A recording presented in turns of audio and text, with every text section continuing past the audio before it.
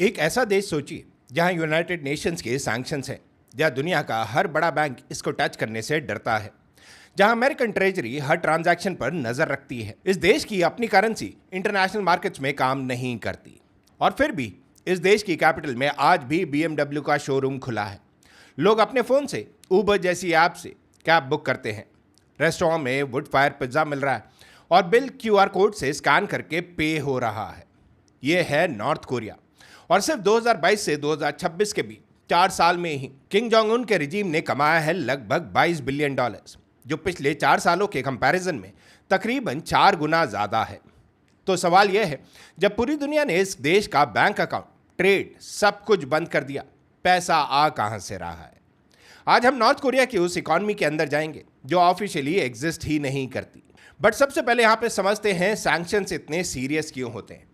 2006 से north Korea United nation sanction के अंदर आता है। न्यूक्लियर और मिसाइल टेस्ट के जवाब में 2017 तक ये सैंक्शंस इतने टाइट हो गए कि नॉर्थ कोरिया का कोल एक्सपोर्ट्स कंप्लीटली बैन हो गया था। इसका ऑयल इंपोर्ट एक फिक्स कैप तक लिमिटेड कर दिया गया, सिर्फ 5 लाख बैरल पर ईयर, और दुनिया के ज़्यादातर बैंक्स को नॉर्थ कोरिया से कोई भी ट्रांजैक्शन करने से रोक दिया गया था। मतलब ऑफिशियली नॉर्थ कोरिया एक ऐसा देश है जो ग्लोबल फाइनेंस सिस्टम से कंप्लीटली कट ऑफ हो चुका है। कोई नॉर्मल कंट्री इंटरनेशनल लोन नहीं दे सकती, कोई बड़ा बैंक वायर ट्रांसफर प्रोसेस नहीं करेगा, और एक्सपोर्ट्स का एक बहुत बड़ा हिस्सा इलीगल डिक्लेयर कर दिया गया। और यही वो जगह है जहां स्टोरी इंटरेस्टिंग हो जाती है, क्योंकि साउथ कोरिया के central bank, bank of Korea की रीसेंट रिपोर्ट कहती है कि नॉर्थ कोरिया की इकॉनमी 2025 में 3.5% ग्रो हुई है। ये लगातार तीसरा साल है जब इकॉनमी ग्रो कर रही है, और 2024 में तो ग्रोथ 3.7% तक थी। 2016 के बाद सबसे ज्यादा यहाँ पे इकॉनमी जो है वो नॉर्थ कोरिया की यहाँ पे ग्रो हुई। सो एक sanction isolated cash starve country 3 साल से लगातार ग्रो कर रहा है। ये नॉर्मल बात नहीं है। इसका मतलब है रिजीम ने ऐसे रास्ते ढूंढे हैं जो सैंक्शंस की रीत से भी बाहर है, और ये रास्ते सिर्फ 1-2 नहीं, पूरे एक पैरेलल इकॉनमी सिस्टम यहाँ पे बन चुका है। इसकी शुरुआत होती है 1990s में, एक पीरियड जिसे नॉर्थ कोरिया में आर्डोस मार्च कहा जाता है। सोवियत यूनियन का कोलैप्स हो चुका था, सब्सिडीज बंद हो गई थी, और नॉर्थ कोरिया के गवर्नमेंट रेशन सिस्टम जो हर चीज कंट्रोल करता है वो पूरी तरह फेल हो गया। लाखों लोग भूख से मारे गए। एस्टिमेट के मुताबिक लाखों लोगों की यहाँ पे मौत भी हुई। और जब सिस्टम फेल होता है, लोग सरवाइव करने के लिए क्या करते हैं? वो अपना खुद का सिस्टम यहाँ पे बना लेते हैं। इसी से यहाँ पे जन्म हुआ जंगमंगडांग का इनफॉर्मल स्ट्रीट मार्केट, जहाँ लोग चोरी छुपे चीज़ें बेचते, खरीदते, बार्टर करते थे। ऑफिशियली ये इलीगल है।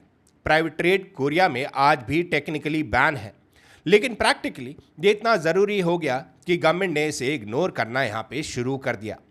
आज एस्टिमेट्स बताते हैं कि नॉर्थ कोरिया की ऑलमोस्ट 40% पॉपुलेशन किसी ना किसी फॉर्म में इस अंडरग्राउंड इकॉनमी पे डिपेंड करती है। एक पूरी जनरेशन यहाँ पे बन गई है जिसे जंगमंगडांग जनरेशन कहा जाता है, जो बिना राशन के यहाँ पे अपने दम पे ट्रेडिंग करके बड़े हुए हैं। और इंटरेस्टिंग बात यह है, जंगमंगडांग सिर्फ सर्वाइवल का तरीका नहीं रहा, इसे एक नया क्लास इमर्ज हुआ, डॉन्जू, मतलब मनी मास्टर। ये वो लोग हैं जो स्मगलिंग, करेंसी ट्रेडिंग और प्राइवेट बिजनेसेस का पैसा कमाते हैं, और अब रजीम के अंदर भी इनकी ताकत बढ़ चुकी है। 2025 के एंड तक रिपोर्ट्स आई हैं कि नॉर्थ कोरियन गवर्नमेंट खुद ही इन प्राइवेट मार्केट्स को फॉर्मल स्टेट कंट्रोल के अंदर लाने की कोशिश कर रही है। मतलब जो कभी इलीगल थी उस इकॉनमी को अब रिजीम खुद कैप्चर करना चाहती है, क्योंकि अगर पैसा बाहर बन रहा है तो रिजीम भी उसमें अपना हिस्सा चाहता है। लेकिन जंगमंगडांग सिर्फ डोमेस्टिक सर्वाइवल था, असली बड़ी कमाई कहीं और से आ रही है, और ये कहानी थोड़ी ज़्यादा ड्रामेटिक है। 21 फरवरी 2025 Dubai based crypto exchange Bybit normal दिन चल रहा था। एक routine cold wallet transfer approve हुआ। कुछ ही मिनट्स में $1.5 बिलियन की इथीरियम गायब हो गए। हिस्ट्री का सबसे बड़ा सिंगल क्रिप्टो करेंसी हाइस्ट किसने किया? नॉर्थ कोरिया के लजारस ग्रुप ने, एक स्टेट स्पॉन्सर्ड हैकिंग यूनिट जो सीधा रिजीम के लिए काम करती है।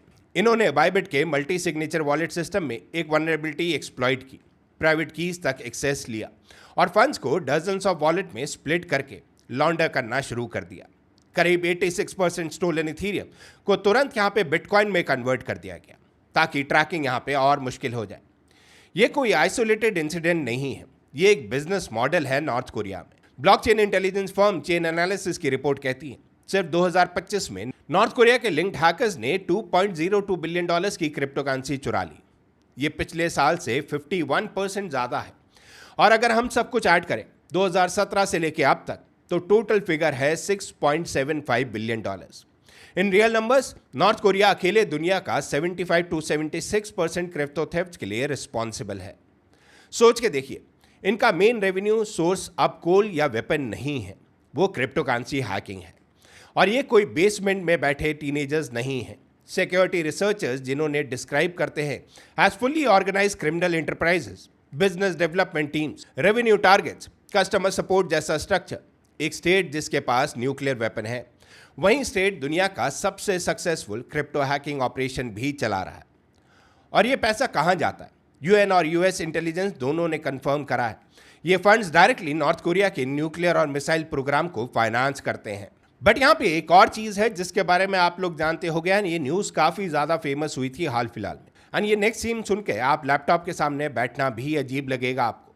नॉर्थ कोरिया ने एक नेटवर्क बनाया है जिसमें thousands of trained IT workers fake American और फॉरेन आइडेंटिटीज यूज करके रिमोट जॉब्स ले रहे हैं, रियल कंपनीज में रियल सैलरीज पे।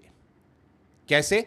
Well, stolen identities, AI generated resume, professional LinkedIn profiles और इंटरव्यू के थ्रू ये लोग जो है वो सिलिकॉन वैली स्टार्टअप से लेके फॉर्च्यून 500 कंपनीज तक में डेवलपर्स रोल क्रैक कर रहे हैं। कभी कभी एक ही लैपटॉप फार्म, मतलब एक यूएस बेस्ड घर में dozens of company issued laptop जो है वो रखे जाते हैं, जहां एक लोकल फैसिलिटेटर इन्हें रिमोट एक्सेस देता है नॉर्थ कोरियन ऑपरेटिव्स को। सबसे चौंकाने वाला केस था यहाँ पे क्रिस्टीना चैपमैन का, एक यूएस रेजिडेंट जिसने अपने घर में 90 लैपटॉप्स रखे थे। नॉर्थ कोरिया वर्कर्स को 309 डिफरेंट कंपनीज में जॉब दिलवाने में हेल्प की और रिजीम के लिए $17.1 मिलियन जनरेट किए थे। बट एक और केस में नॉर्थ कोरिया ऑपरेटिव्स ने खुद नाइकी जैसी कंपनी में आइडेंटिटी थेफ्ट के थ्रू जॉब ले ली थी। यूएस डिपार्टमेंट ऑफ जस्टिस के नवंबर 2025 के रिपोर्ट के मुताबिक सिर्फ यूएस में 136 कंपनीज कंफर्म हो चुकी है जो अननोइंगली यहाँ पे नॉर्थ कोरिया ऑपरेटिव्स को एम्प्लॉय कर रही हैं। ग्लोबल एस्टिमेट्स कहते हैं कि यह स्कीम रेजिम के लिए सालाना hundreds of millions of dollars generate करती है। सिर्फ एक नेटवर्क से $800 मिलियन तक, जो वियतनाम, लाओस और स्पेन तक फैला हुआ है। और अब ट्विस्ट ये है, ये लोग एआई टूल्स भी यूज़ कर रहे हैं इंटरव्यू प्रेप करने के लिए। फेक वीडियो कॉल्स में real time deep fake filters लगा रहे हैं। ये इतना सोफिस्टिकेटेड हो चुका है कि कंपनीज के लिए इनको पकड़ना ऑलमोस्ट यहाँ पे नेग्लिजिबल हो जाता है।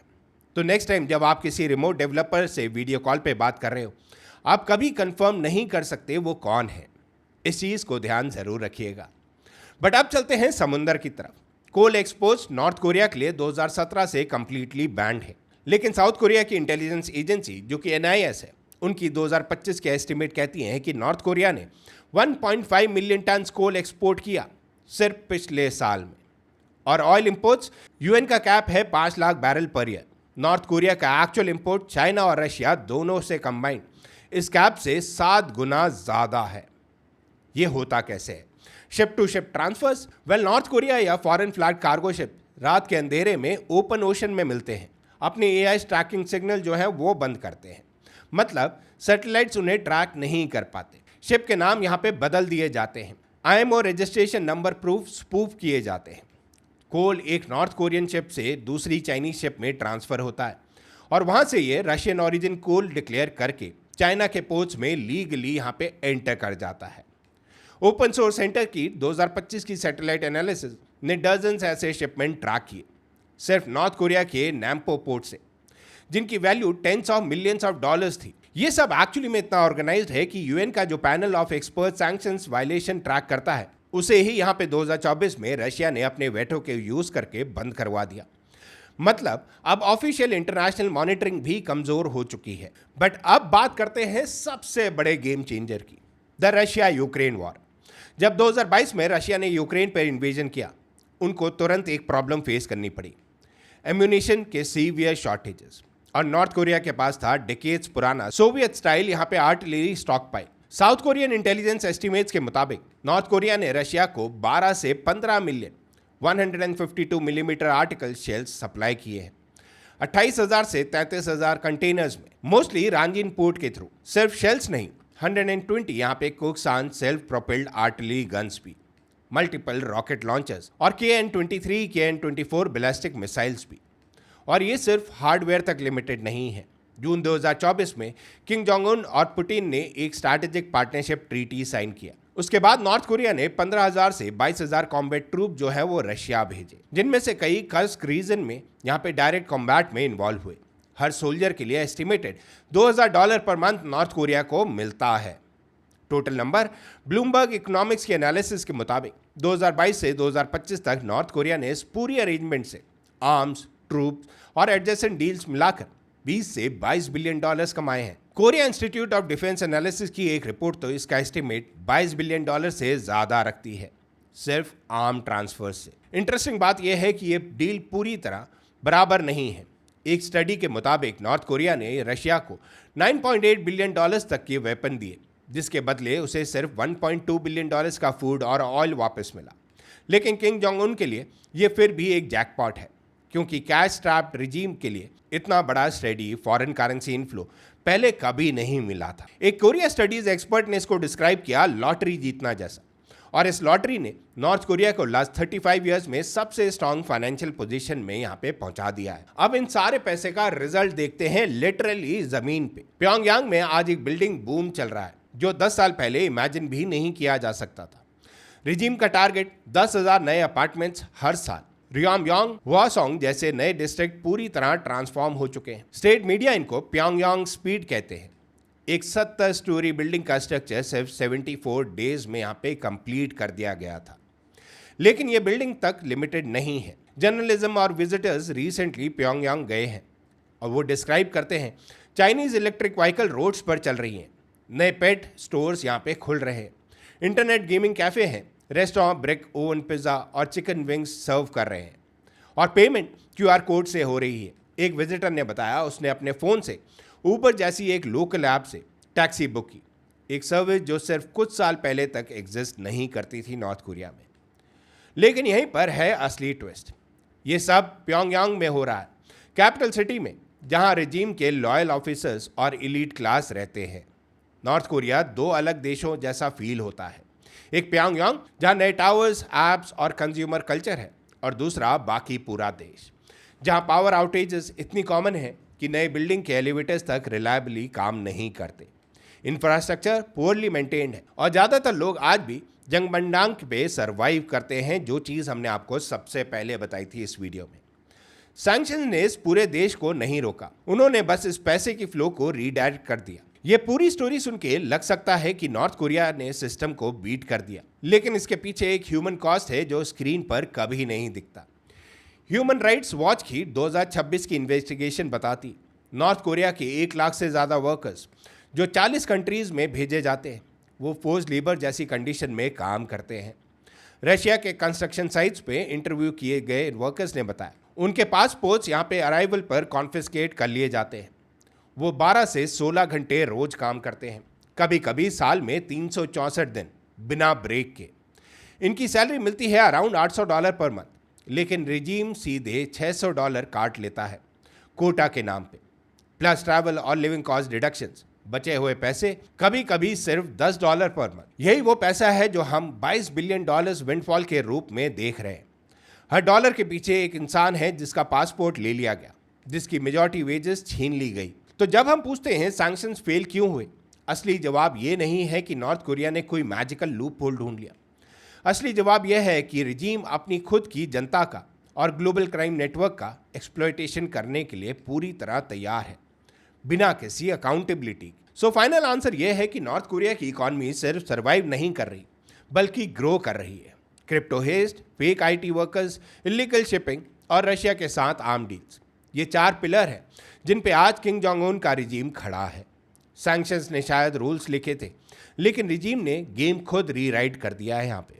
आपको क्या लगता है, क्या दुनिया के लिए अब कोई भी तरीका है नॉर्थ कोरिया को इकोनॉमिकली आइसोलेट करने का, या ये रेस ऑलरेडी खत्म हो चुकी है? कमेंट में ज़रूर बताएं। अगर आपको ये वीडियो इन्फॉर्मेटिव लगा तो लाइक ज़रूर करिए, चैनल को सब्सक्राइब करिए और अगला जियोपॉलिटिकल ब्रेकडाउन मिस मत करिएगा। मिलते हैं अगली वीडियो में। Till that time, take care of yourself, stay healthy, stay wired.